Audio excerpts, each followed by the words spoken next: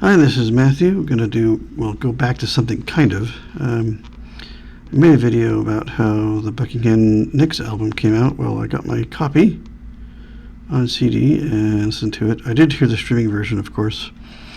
That I made that video, waiting for the bus. I listened to it.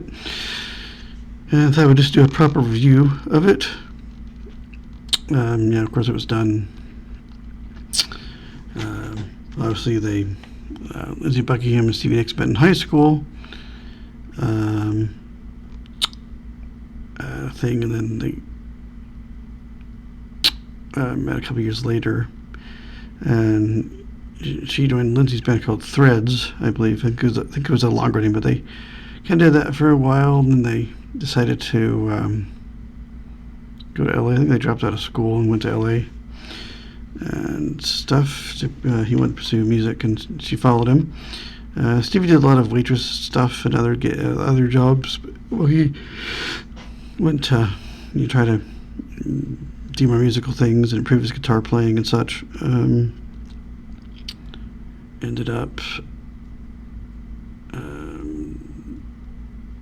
they were much more by themselves there. They got a record deal with Polydor. They had a tape machine. They had some demos, so they shopped around. This is stuff on the Wikipedia page about the album, kind of sort of summarizing that page, and that's where I'm going to pull the tracks from as I talk about them. Did that. Got the deal with Polydor. Got hooked up at Sound City Studios with the guy there who produced the album. Actually, Stevie Nicks had some cleaning for him. I'm not sure if it at his house or at the studio or where, but that's one of her odd jobs that she had while there. They're very much, Stevie and Lindsey were very much like, boyfriend, girlfriend, very serious couple. All except the marriage part. At that time, they had rougher times later, but But it is, they recorded that with some other people and released it in 1973. It did not really do anything, failed pretty quick.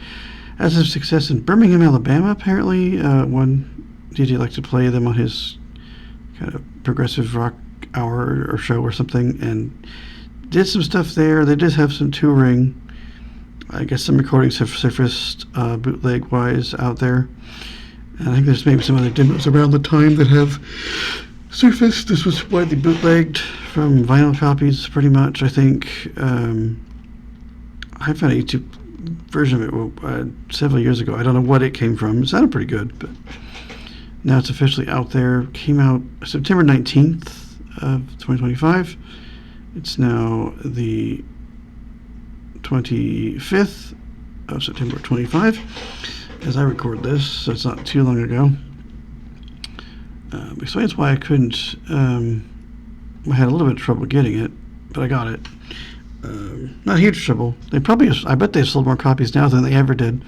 It is on vinyl also. If I ever see a vinyl copy for something under $20, I might grab it, or maybe if I see it, I might just get it anyway. But I wouldn't mind having a copy.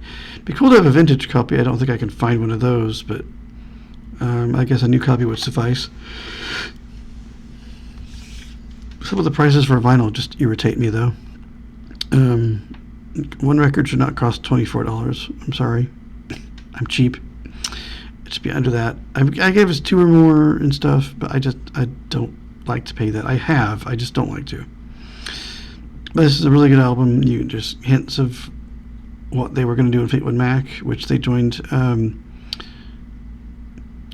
Fleetwood Mac were looking for a studio, and the guy who produced this album at City Studios was showing Mick Fleetwood around the place, played this. For whatever reason, he played something from the album. Which track was that? Hang on, I forget. When I see it, I think I'll come up with it. But he played him a track, and it's like, hey, I like the who is that? I want to talk to them. So he ended up with Lindsey Buckingham with John McVie and Christine McVie, who had been married at the time, at a Mexican place. Stevie came a little bit later, but then they became part of the band. So if this had done well and had not been buried by Polydor, they didn't want to promote it or anything. Didn't seem to care. They just put it in like a ad for other albums, and that was about it, I think. For some silly reason, someone wasn't paying attention and didn't see what they had. If they had, they might not have had Fleetwood Mac, but or maybe they would have joined them later. I don't know, but it didn't. They buried it, and it's finally out now. So it's one of those really. It's not a jewel case. It's one of those thin paper ones where you have. It's like it folds, opens like a book, but you've got a little pocket on the front where a little book is. It's just a little one of those. It almost like the book, but it folds out, and there's stuff on both sides. And then when it's unfolded, and you can fold it back. Not like a poster, but like, I don't know how to explain that. I think it's probably just, it might be lyrics and then like the production information. I don't know. And then you have something in the middle. It's just some kind of graphic or pictures. I don't know what it is. Besides your front cover, what's inside that, which is the book. It opens up. 2 things on each side. I don't know what they are. Don't know if there's anything in the middle.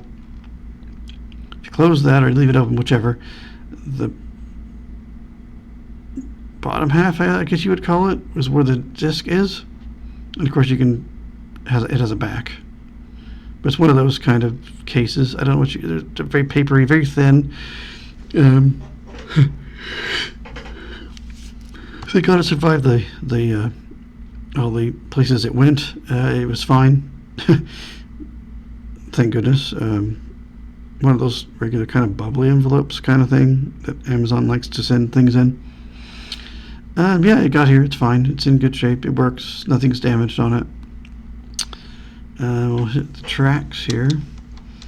There's only 10 of them. The first one is going to be... well, they have it as the sides. That's cool. I haven't seen that yet.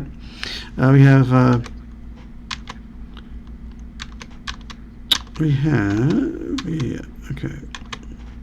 Crying in the Night, which is a Stevie Nicks vocal. She wrote that one. Yeah, and she wrote and sang it. I don't know what you call this, but Lindsey Buckingham does a lot of what I call rhythmic guitar, mostly an acoustic stuff, but sometimes electric, but rhythmic or percussive guitars. I don't know what I like that a lot.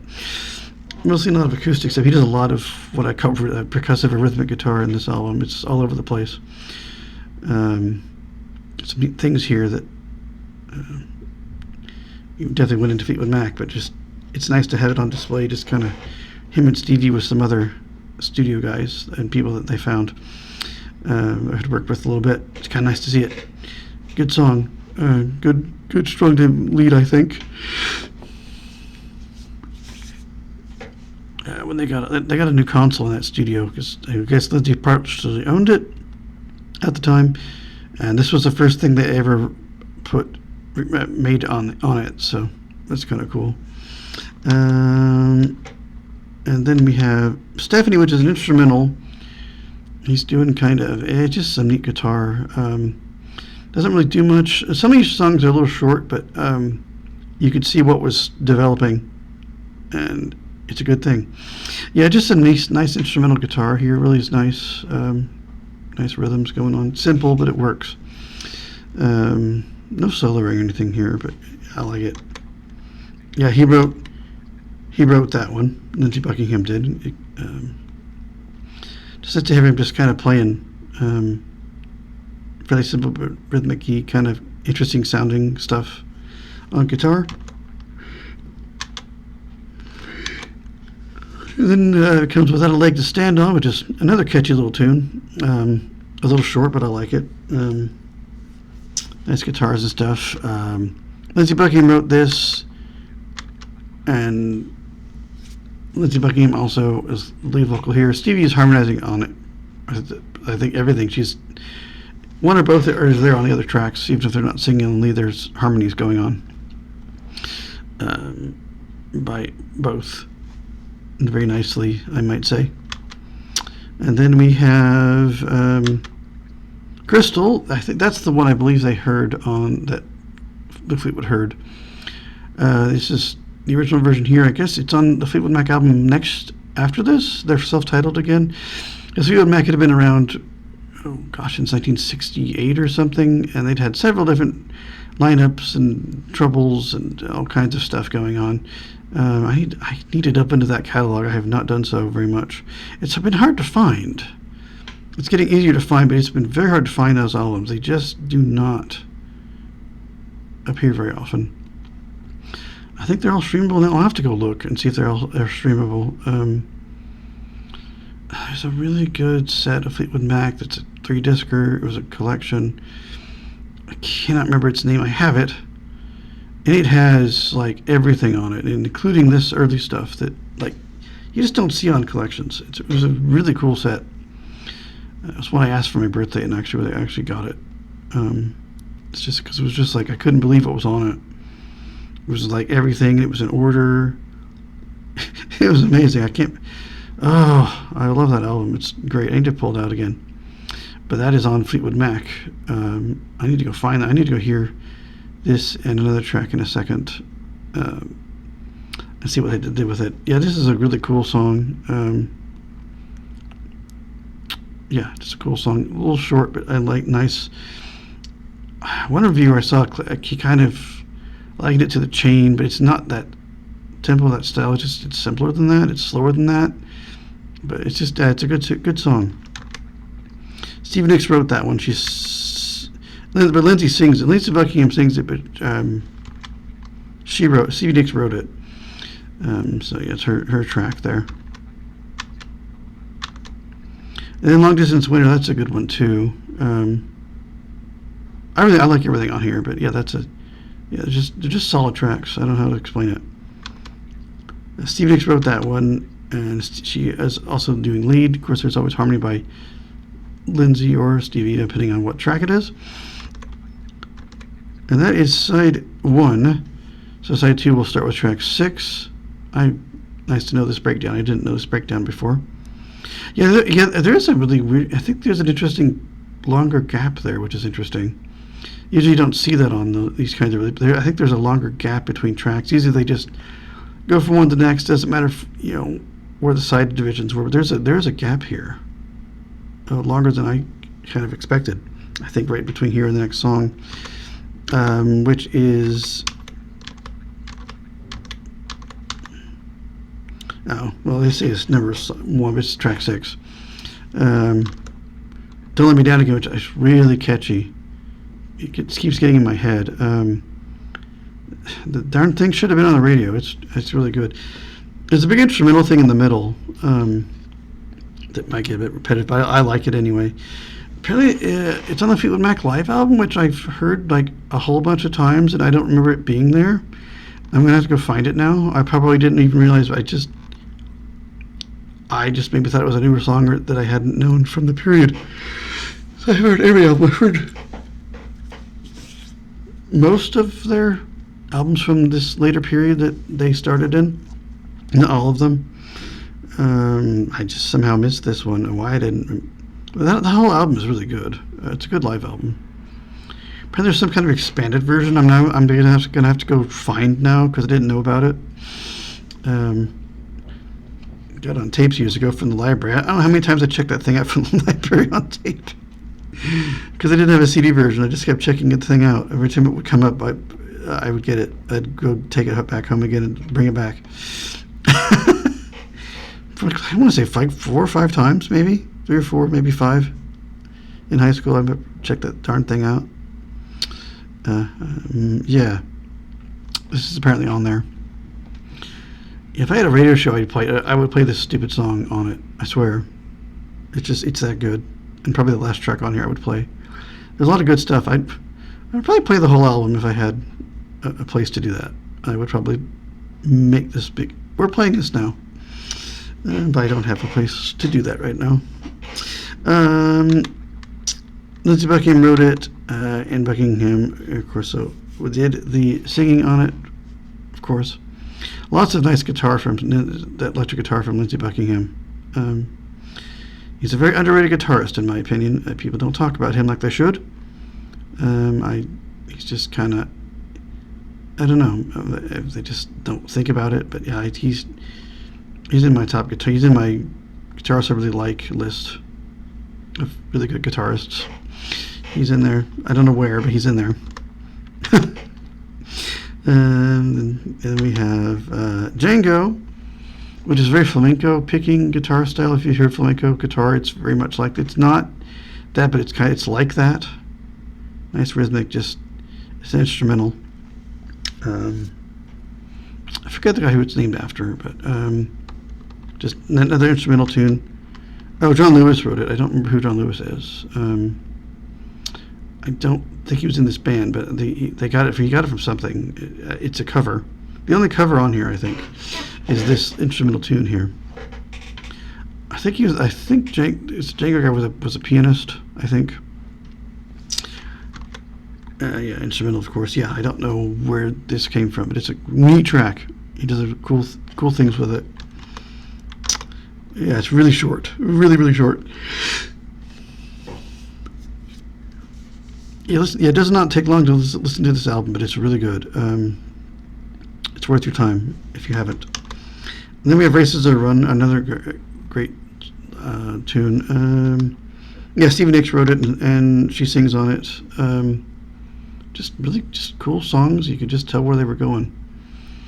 I can't say that enough on here. Alone My Love, yeah, that's a Lindsey Buckingham. And there's some good guitar here. That's electric guitar here. Yeah, Lindsey Buckingham wrote it, and he sings it. Yeah, there's some neat sounds here. Yeah, just good stuff. Yeah, Frozen Love is good too. Is that the final one? Yeah. Yeah, okay, this is the last one. Buckingham and Nicks wrote this together. It's the only co-written, like Lennon McCartney style type thing. And they both sing on it equally. There's a really neat, I don't know, like instrumental thing, I think, in the beginning here. Yeah, there is also some use of strings on here at various places, and there's a bassoon randomly. Neat stuff that they didn't do with Mac, but I think there's a really cool, if it's what I'm thinking of, there's a long instrumental section that is just cool. It's in like a minor key, kind of. I think it's this one. What's the length? Yeah, it's this one. Yeah, it's the longest thing on here. Darn thing should have been played on like album stations in the time. Hell, heck, everything on here really should have been played everywhere, but it wasn't. It's sad that it got buried and just ignored by the label. But good that we had them in Fleetwood Mac, but it's nice to hear this. It's just a shame it got buried for 52 years. It's just not right as far as official releases go. Yeah, the whole thing lasts 35 minutes and 58 seconds. It doesn't feel like it when you hear it, but yeah, it's just a short thing. I wish they had put on some at least tracks and demos and stuff, but they didn't do that. I'm surprised it's hard to find. This is how basic the packaging is, but the goods are fine and what's inside it. But when you hear it, it's just a shame they could have even give it a regular case. I don't know, but I don't know. It's put out through Rhino Records reissued it. I'd like to know where the tapes were and who had them and how hard they were to remaster. Were they in good shape? You know, how tough a time do they have? Were they stored okay after because not being a successful album? Like, where was it at? What kind of shape was it in? Who had them? All those questions that I can't find answers to. Yeah, it's really good. I can't keep saying that enough. It's just a good album. It's very enjoyable. It didn't chart anywhere.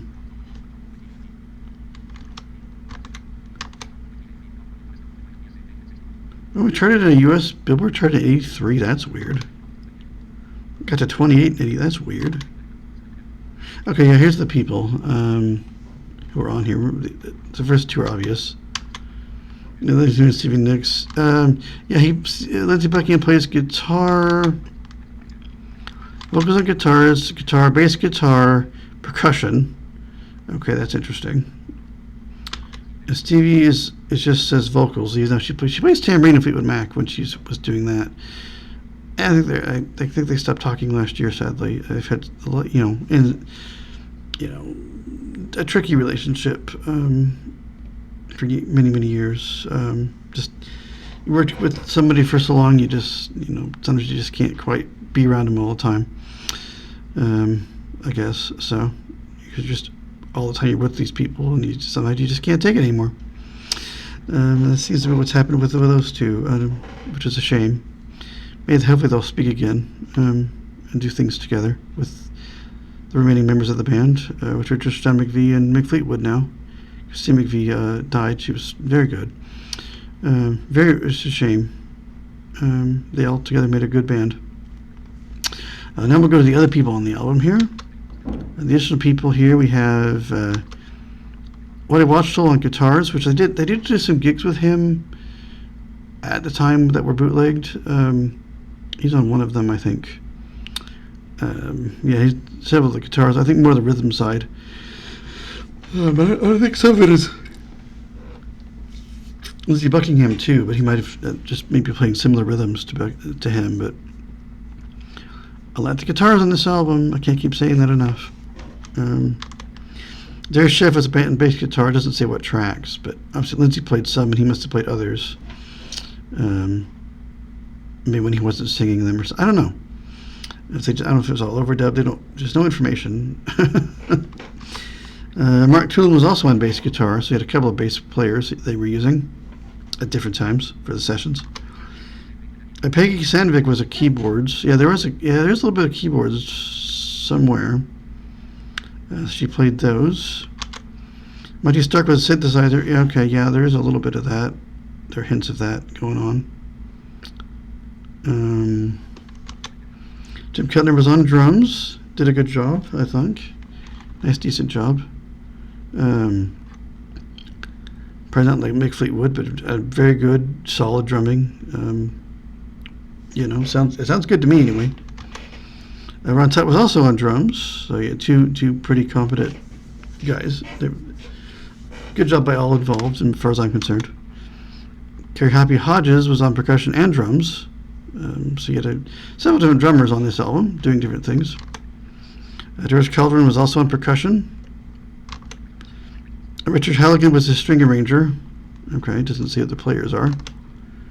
Yes, with like there's a few string passages. There's one bassoon randomly. I think that's all. Kike Olson was a producer and engineer who was showing Mick Fleetwood the studio where he heard this album, and who got them the record deal with Polydor and everything, I think, or helped get it in some way. Good guy. And then Elastiv was executive producer on this one. Richard Dashett was the assistant engineer.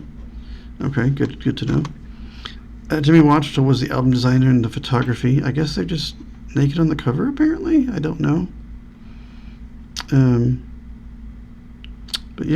I guess Stevie didn't like that, but Lizzie, she did it anyway, but she felt trapped apparently in interviews. But there's good musicians, but they didn't always work well together at times. And other times they did. So I'm glad to have this out. That's everybody that is listed. But I see who the string players are. They don't mention any of that. That would have been nice to have known, but we don't have that info here. I don't know if it's in the liner notes. Let me know, people, if it's there. Anybody missing that they've not listed on this article? I'd like to know that too, just because I can't read it very easily. I could try to have it be read out, but I guess I could have somebody look at it. But I'm trying to get the camera to focus on the very tiny, thin little paper fold-out thing. It's glossy, like you would expect. It just, very basic. It's kind of a basic folk album, more or less, but I just wish it could have a little bit more in the packaging, just in case something were to happen to it in transit. Just it is so thin. And I wish there could have been some bonus things on here. We could have heard some live, if there were any good live recordings that were in good shape to use, but maybe somebody will put out another version, but I'm glad to have it anyway. It's, I think, very well remastered. It sounds,